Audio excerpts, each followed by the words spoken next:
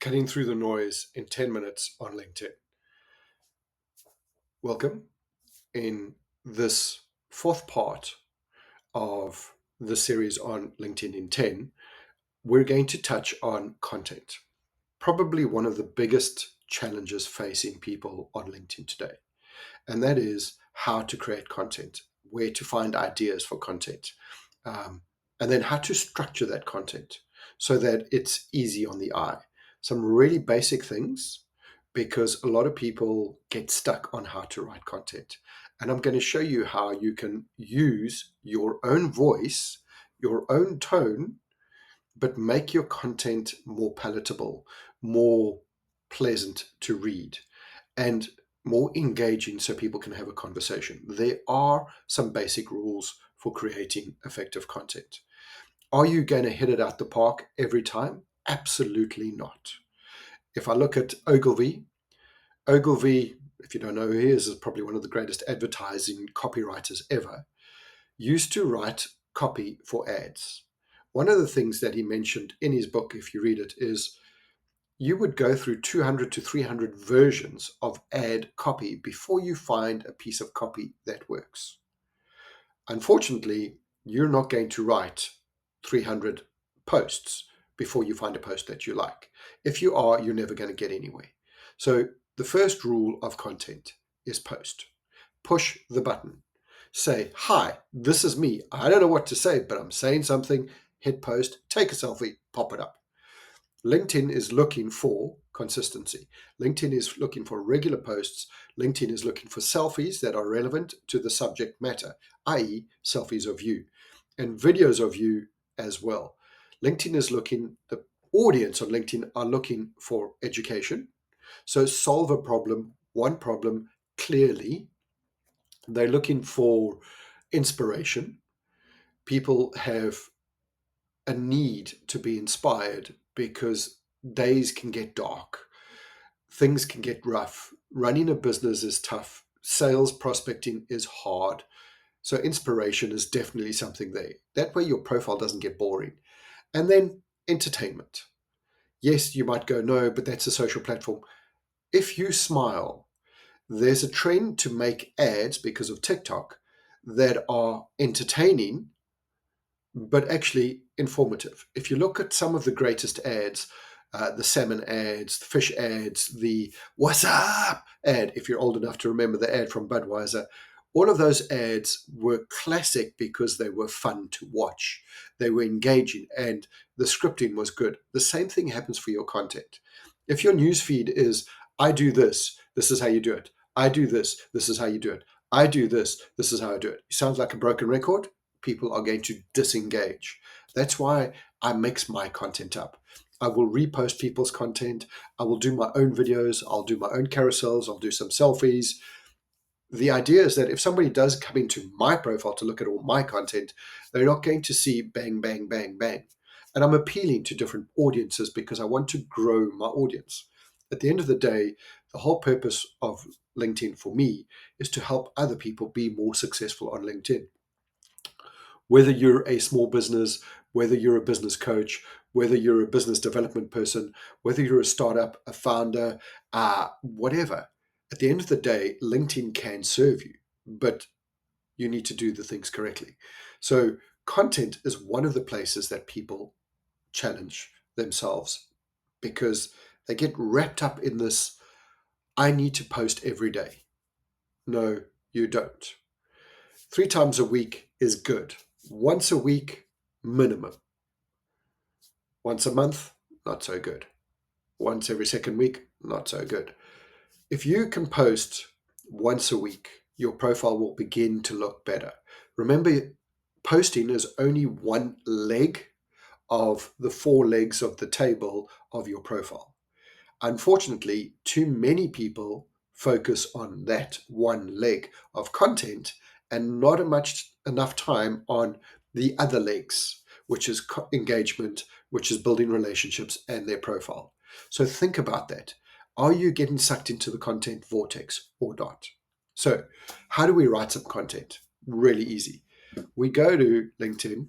We go to LinkedIn. We go to our document. we go to our tool, we go to our voice typing, we go here and we talk about how great LinkedIn is and how important it is to use LinkedIn to build a relationship.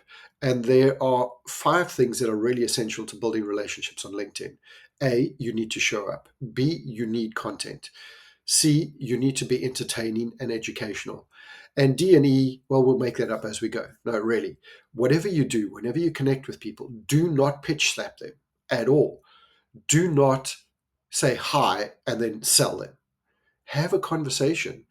Focus on how you can help those people grow. Done. I've recorded it. Took me 5 minutes. You saw me. I take that now. I copy that. I go to my good buddy chat. I go to chat and I create a new chat and I say, very important, act like a LinkedIn copywriter and turn this into a viral post. Is it going to go viral? Probably not, but hey, boom, there it is, enter. It will use my tone, it will use my content, and it will create content in a fashion that sounds like me. And I can then use that and put it up. The key thing is I gave the bones to chat. There's my post. Simple, short, sweet. I can tweak it, I can adjust it. And what I'm going to show you is one of the things that people do not understand about LinkedIn. When you create content on LinkedIn, so let's go to my homepage and let's start a new post. I use software called Authored Up because it allows me to format my content. Is when you put the content in, you need to remember a person's eyes need to breathe when they're reading the content. So on your desktop, that looks great. But if I look at the preview of the mobile, there's too much text. So what I want to try and do is have 2 to 3 lines max, double space. 2 lines, double space, 2 lines, double space. I'm sure you found a lot of posts where there's a lot of content in a square block. You read it on mobile. Most people read it on mobile in between things. If your content is too tightly packed, it's not going to work because people are not going to be able to read it. And then they're going to skim through it. And then you're going to reduce the dwell time. The dwell time is the amount of time that we spend looking at your content. So if I look here, LinkedIn isn't just a platform. Okay, so the first line needs to be a hook that grabs me. So I'm going to add a space. I'm going to add some more space. So now when I click less, now I want to hook you and bring you in. It's a powerhouse for building genuine. Oh, the brain doesn't like it when things are half finished. The loop needs to be completed or concluded. So you're going to click on read more. And immediately I've pulled you into the post and now you can read it. You'll hear things like hook and rehook. A hook is a thing that gets me to click more. A rehook is something that keeps me in. Now I haven't had time to put in my rehooks, but somewhere down here there will be another rehook. I can also go to chat and say, one of the things we do, the hook is great, but I need a rehook. And chat will fix that.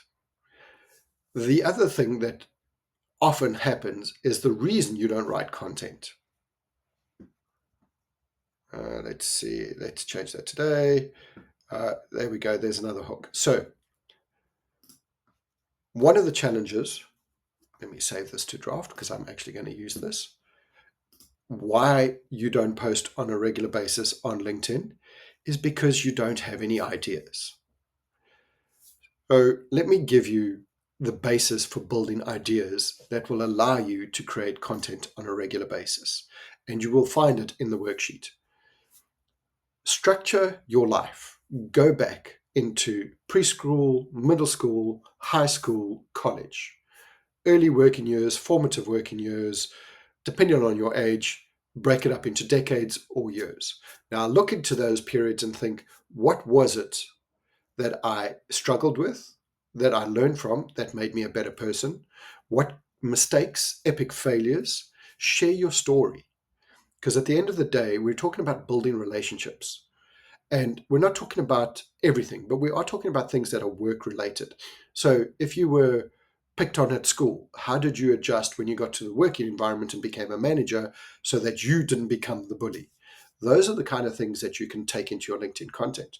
And trust me, when you start creating lines of your history of your life, even if you're only 25 years old, wow, that's 3 decades away from me, you have a world of experience.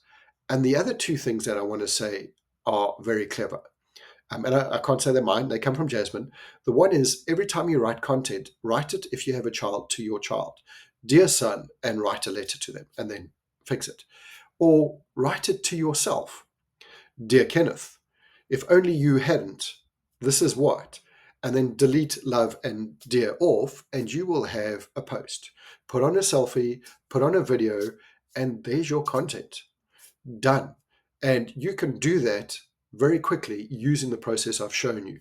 Speak to Google, because you can tell your story. Let chat rewrite it for you. Check that it's right. Then go into LinkedIn Scheduler, which I'm sure you know LinkedIn has a scheduler, but just in case you don't, you can then schedule your content. Ah, right. We're running to the end of this time frame. So if you'd like to know how to schedule content, DM me and I'll show you. So thank you very much for enjoying the series. If you have any other questions, we will be creating more LinkedIn intents. But this is effectively helping you get your profile and your content game up. Thank you very much for watching. And again, I have to stress this. If you have anything, reach out to the hoodie guy and let's have a chat.